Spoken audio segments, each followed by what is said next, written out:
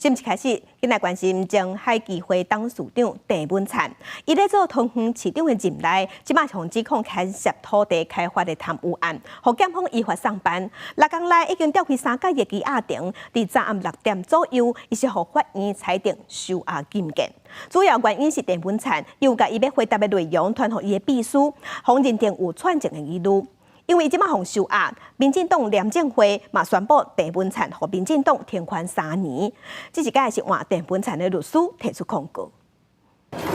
提前15分钟，3摆出现伫桃园地院前海基会董事长郑文灿面色沉重，无讲话，因为伊涉嫌伫桃园市长任内收贿的案件。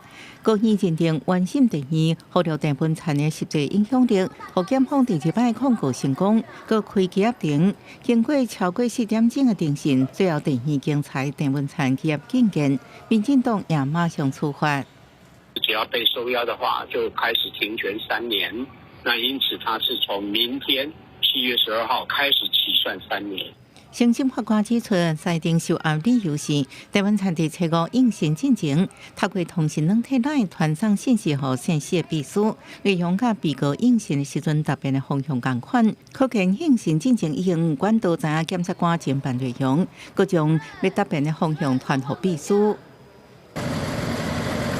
为桃园地院停车场处罚郑文灿坐警备车被解送去看守所，因为已经超过食饭时间，看守所准备4菜1汤的便当，菜色有正烧煎鸡、凉拌豆干、卤鸡翅、炒杏菜，也有金针排骨汤。不过郑文灿已经吃饱，所以无吃。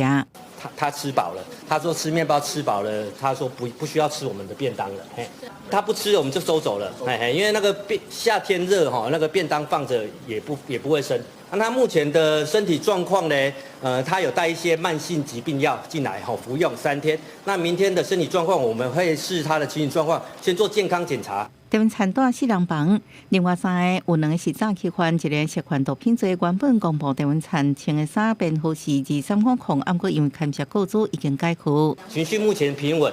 凡进入我们监狱的监狱看守所部分，我们会填写一个是否泄露，是要否让他的讯息给他的外面朋友知道，或者是要广为周知，但是他都不愿意，所以说他各自我们不方便泄露。郑文灿律师陈英来已经伫11暗时9点将控告书交桃园地院，面对记者提问无讲话。